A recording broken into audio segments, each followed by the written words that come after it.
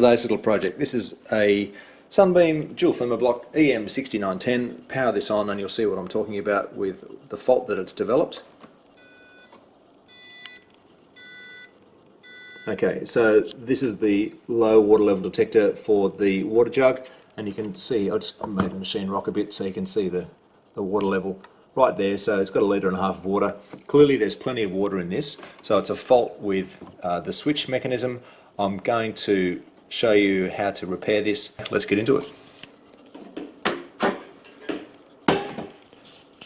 So you'll notice that my water jug has something unusual on the top of it, and that's because, so you can see, November 2010. So I think I bought this around about 2007 or 2008, and it's been making coffee reliably ever since. A couple of shots a day.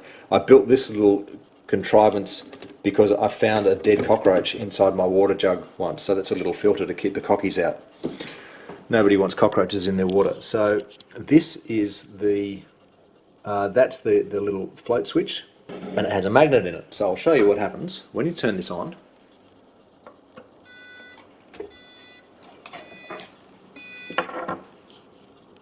I'll just put, the beeping goes away, but I'm going to use a magnet on the back here, and you'll see so I'll come around.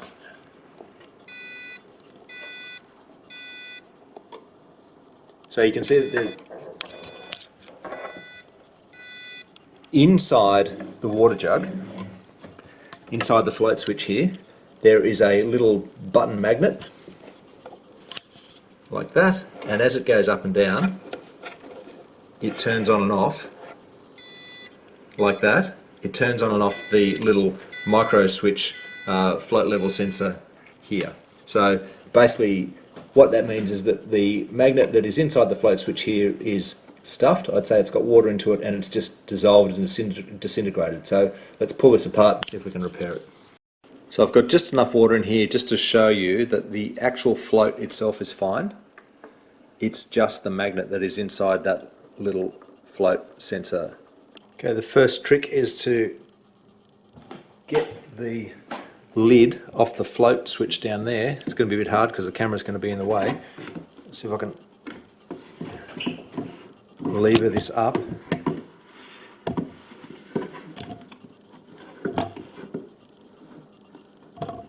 Oh, there you go, comes straight off. So basically that was just held in, and I can easily press that back in when I'm done.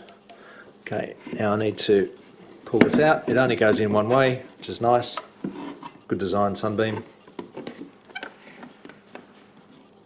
And I'm going to have to get this apart, and I can see a thermal seal weld around there. So I'll see if we can crack this open and get it apart and see what's happening inside. Okay, so I'm out at the garage. I'm just going to put this in the vise and see if I can gently squeeze this.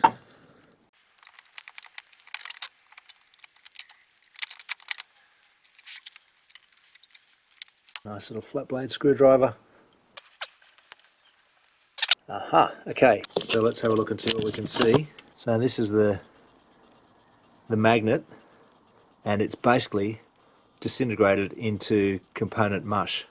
So it's no longer really a magnet. So that was the old magnet, and you can see that it's still magnetic, and it's still, so you can see it's still sticking to the tip of the screwdriver, but basically it's absolutely stuffed. So hopefully all I've got to do is replace this magnet and clean all this up, put it back together, and it should work. Got a little magnet here. I'm going to turn this on and I'm going to show you something. So it's buzzing. Now this magnet is strong enough to activate the reed switch. Let's turn this off so it doesn't buzz. So this has to go into here like that, and that has to go like that. But I just want to show you something. Got a trusty glass of water here. I'm going to put this, just hold this together with a rubber band and see what happens. The magnet is too heavy for this, because this has obviously got to be buoyant, so the magnet is too heavy. So I either need to put some styrene foam in here to make it more buoyant, or I need to get a smaller magnet. So just be aware that if you're looking at changing out your magnet because you're sick of your because your coffee machine will still work. It won't stop working just because the low liquid light is on. This is about basically bringing this back to factory, but you might need a smaller magnet to get all this to work. Righto, so this is where it gets a little bit tricky. This is the original magnet I was playing with, and this one is basically too strong. There's no position where this slides up and down in the little slot where it doesn't, where it stops activating the reed switch. So basically the magnetic field from this is powerful enough to keep the reed switch activated all the way up the slide distance of this little float. This little one is too weak, and this one works but is the wrong shape and won't fit in the little float easily. So this was surplus to requirements. It's a little magnet. I don't know if this one's going to work, but I'm going to try and crack this off and see if I can fit this. Looks like this will fit into the little float slide, and we'll go from there. So what I've done is I've just put the magnet inside there and put that together and basically sticky taped a little bit of cotton to the top, and I'm just going to pop that into the slide. And as I said, it only goes in one way, like that. And you can see that when I pull on the cotton, it will slide up and down. And then we put this inside, turn the machine on, and I'll just see if I can pull this. I'm basically pulling this up and down, and it's just not quite strong enough to activate the reed switch. So in this instance, I need a stronger magnet than what I've got in that float. So it's going to take some experimentation. So I've got the machine on. I'm going to try my little bunny rabbit thing, whatever that is. So that's perfect. So what I've done is I've put two magnets together. I've put the one that I ripped off the back of the fridge magnet and another tiny little fridge magnet there. I put them together, and they obviously stick to each other because they're magnetic. And put those together. Two magnets. Let's go around the front, lift it up, go down.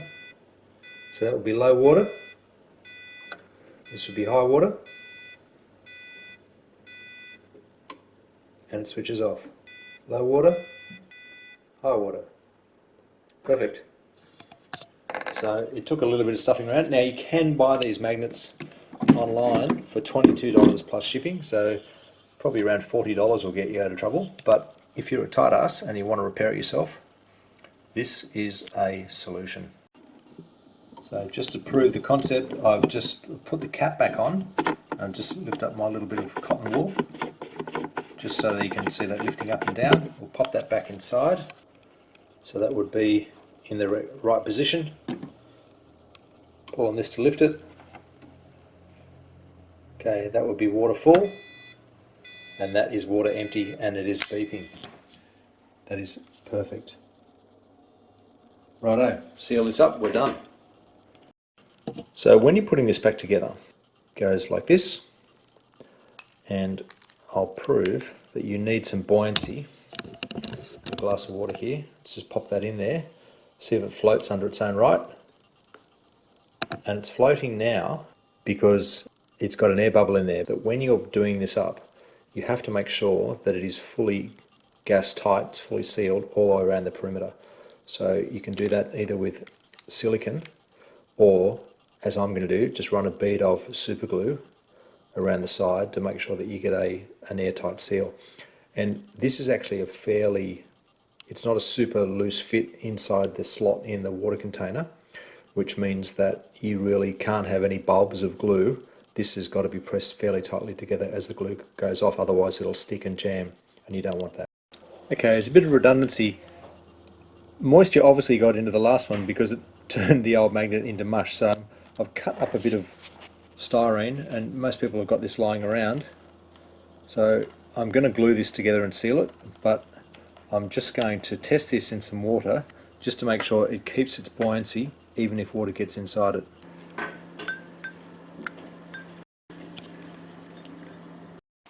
Okay, everything's ready to go. I've got some styrene in there, just packed either side, and it sits fairly flush. Got my lid ready to go, and I've got a little clamp and some plates either side so that I can quickly put this ready to go as a sandwich.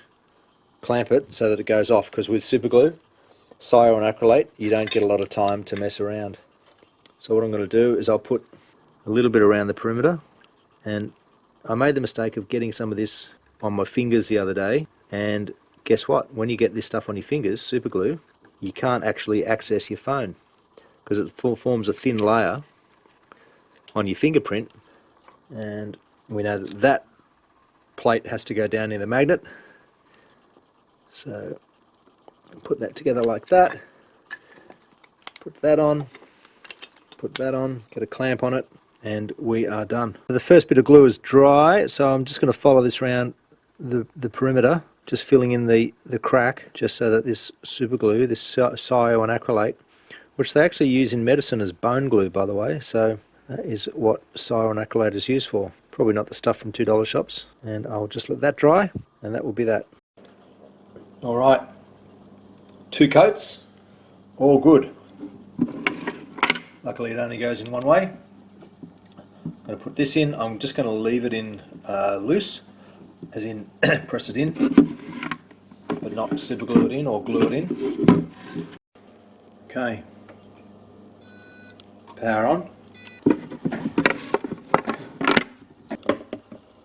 Now I bought this in 2009, which is, so makes this machine 16 years old, and you might ask, how can I have made this machine last for 16 years? The answer is pretty simple. The water that I put into it is rainwater.